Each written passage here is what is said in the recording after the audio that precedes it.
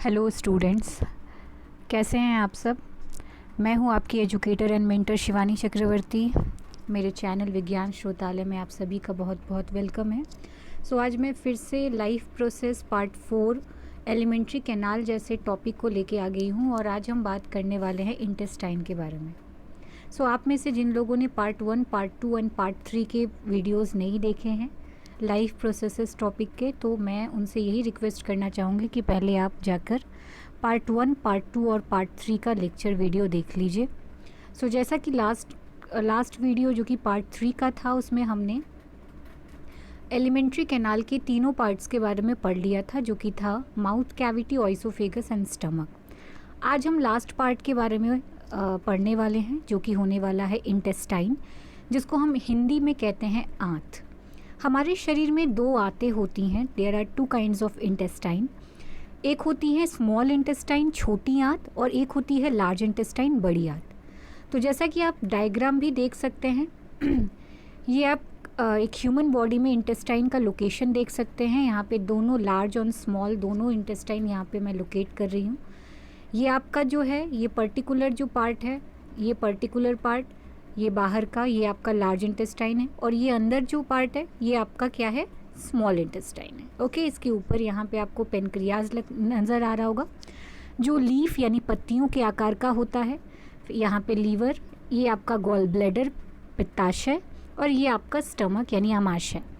साथ ही साथ आपको यहाँ पे स्मॉल इंटेस्टाइन में जो है अपेंडिक्स, लार्ज इंटेस्टाइन में अपेंडिक्स भी नज़र आ रही है। ये हमारी लोकेशन हो गई कि हमारे शरीर में कहाँ पे आपकी आंतें होती हैं। अब हम सबसे पहले बात करेंगे स्मॉल इंटेस्टाइन के बारे में, छोटी आंत के बारे में।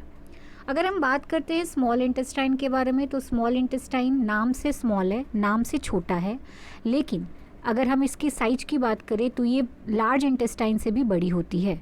इसकी जो लेंथ होती है वो 6.5 यानी आप समझ सकते हैं 6.25, मैं कलर चेंज कर दे रही हूँ, 6.25 मीटर लंबी होती है ये। ओके, और अगर फिट में देखें तो 20 फीट ये लंबा होता है। साथ ही साथ दूसरे पॉइंट्स में बताया जा रहा है कि it has regions duodenum, the region which follow stomach, jejunum middle part and ileum latter part. मतलब कह रहा है कि स्मॉल इंटेस्टाइन के 3 भाग होते हैं, 3 पार्ट्स होते हैं। पहले वाले भाग का नाम होता है ड्यूडेनम। ओके, नीचे यहाँ पे हिंदी में भी मेंशन है, आप हिंदी भी पढ़ सकते हैं। दूसरे पार्ट को कहते हैं जेजुनम, और लास्ट वाले हिस्से को कहते हैं इलियम।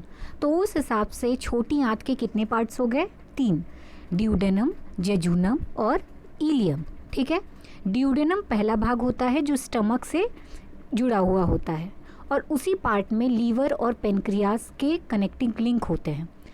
जेजुनम बीच वाला पार्ट होता है, और लास्ट वाला पार्ट जो होता है हमारे स्मॉल इंटेस्टाइन का, वो इलियम का होता है, जो कि लार्ज इंटेस्टाइन के पहले वाले पार्ट से जुड़ा होता है। ये हो गया हमारा स्मॉल इंटेस्टाइन। इसके अलावा स्मॉल इंटेस्टाइन में और भी कुछ पॉइंट्स आप यहाँ पे देख सकते हैं कि जो इंटरनल सरफेस होता है, यानी जो आंतरिक हिस्सा होता है, आंतरिक मतलब भीतर का जो भाग होता है छोटी आंत का, वहाँ पे आपको ऐसा नज़र आता है कि कुछ उंगलियों जैसी संरचना होती है, फिंगर लाइक प्रोजेक्शन, जिसे कहा जाता है विलाई। क्या कहा जाता है, विलाई। इसके अलावा नेक्स्ट पॉइंट में बताया जा रहा है a common pancreatic duct from pancreas and liver open into duodenum. अभी मैंने बोला कि जो स्मॉल इंटेस्टाइन का पहला पार्ट होता है ड्यूडेनम, उसके उसी पार्ट में जो है पेनक्रियाज और लीवर दोनों आके जुड़ते हैं, जिसे पेनक्रिएटिक डक्ट और आपका बाइल डक्ट जिसे हम कहते हैं, वो दोनों आके लीवर के डक्ट उसी पे आके ओपन होते हैं। साथ ही साथ नेक्स्ट पॉइंट में बताया जा रहा है कि कुछ केमिकल डाइजेशन और एब्जॉर्प्शन यहाँ पे होती है। मतलब हम कहते हैं कि जो फाइनल शरीर का पाचन और अवशोषण की प्रक्रिया होती है वो हमारे शरीर में कहाँ होती है, वो हमारे शरीर में स्मॉल इंटेस्टाइन में होती है। अब हम काम देख लेते हैं कि इस छोटी आंत का काम क्या है हमारे शरीर में। What is the function, what is the role of a small intestine in our body. So जैसा कि यहाँ पे लिखा है कि the small intestine carry out most of the digestive process absorbing almost all of the nutrient you get from food. मतलब शरीर में जो भी आप खाना ले रहे हो उस शरीर का जो फाइनल डाइजेशन, फाइनल पाचन की प्रक्रिया और फाइनल एब्जॉर्प्शन, अवशोषण की प्रक्रिया है, वो कौन करती है? आपकी छोटी आंत करती है। उसके बाद वो खाना आपके ब्लड में जाता है और ब्लड से होते हुए आपके शरीर के हर कोनों तक, हर कोशिकाओं, सेल्स तक पहुँचता है। The bowels of the small intestine make digestive juice or enzymes that work together with enzymes from liver and pancreas. इसके अलावा जो छोटी आंत होती हैं उसके अंदर आपको कई सारे पाचक एंजाइम्स यानी वीकर मिलते हैं जो कि स्मॉल इंटेस्टाइन में लीवर और पेनक्रियास से आते हैं, जो उन खाने को डाइजेस्ट और एब्जॉर्ब करने का काम करते हैं। तो मोरल ऑफ द स्टोरी की हमें काम पता चल गया कि छोटी आंत का मेन काम होता है कि भोजन का फाइनल डाइजेशन और फाइनल एब्जॉर्प्शन करना। अब आगे बढ़ते हैं लार्ज इंटेस्टाइन की तरफ। जैसा कि लार्ज इंटेस्टाइन नाम से लार्ज है लेकिन साइज से छोटा होता है। इसकी जो साइज होती है वो 1.5 मीटर होती है, 1.5, और स्मॉल इंटेस्टाइन की 6.5 यानी 6.25 या 6.5 ऐसा समथिंग लेंथ होती है।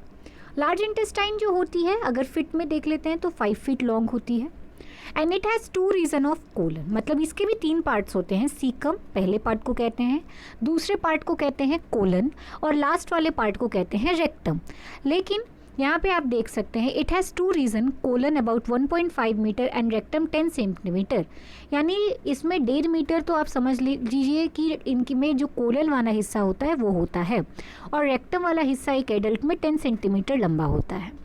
इसके अलावा नेक्स्ट पॉइंट में आप देख सकते हैं यहाँ बताया जा रहा है कि the region of large intestine after ileum is called colon while the last part is called rectum. जैसा कि अभी मैंने बोला कि 3 पार्ट्स होता है। पहले वाले पार्ट को कहते हैं सीकम, जहाँ पे अपेंडिक्स होता है जिसे हम अवशेषी अंग कहते हैं। कभी हमारा शरीर इसका बहुत यूज़ करता था जब हम आदि मानव थे, जब हम चीज़ों को पका के नहीं खाते थे, कच्चा खाते थे, तो उस वक्त सेलुलोज का पाचन करने का काम अपेंडिक्स का हुआ करता था। लेकिन जब आग का आविष्कार हुआ, हम समझदार हुए और हमने चीज़ों को पका के खाना शुरू किया, तब हमारे शरीर में इसका काम कम हो गया और एक टाइम ऐसा आया कि ये बिल्कुल काम नहीं करता, एक कोने में पड़ा रहता है। तो उस हिसाब से कभी कभी तो क्वेश्चन ये भी पूछा जाता है कि अपेंडिक्स कहाँ पाया जाता है। तो अपेंडिक्स पाया जाता है बड़ी आंत में, लार्ज इंटेस्टाइन में, भी लार्ज इंटेस्टाइन के पहले पार्ट में जिसके हम कहते हैं सीकम। ठीक है, तो सीकम, कोलन और रेक्टम ये 3 पार्ट्स होते हैं। कोलन के खुद के 3 एरिया, 3 रीजन्स होते हैं। एक होता है असेंडिंग, एक होता है ट्रांसवर्स और एक होता है डिसेंडिंग। इसके अलावा यहाँ पे देख सकते हैं कि at the basis of ascending colon a small finger like outgrowth, मैंने अभी यहाँ बोला कि यहाँ पे आपको देखने को मिल जाता है अपेंडिक्स। ठीक है, चूँकि ये सीकम में होता है, सीकम से कोलम तक फैला होता है।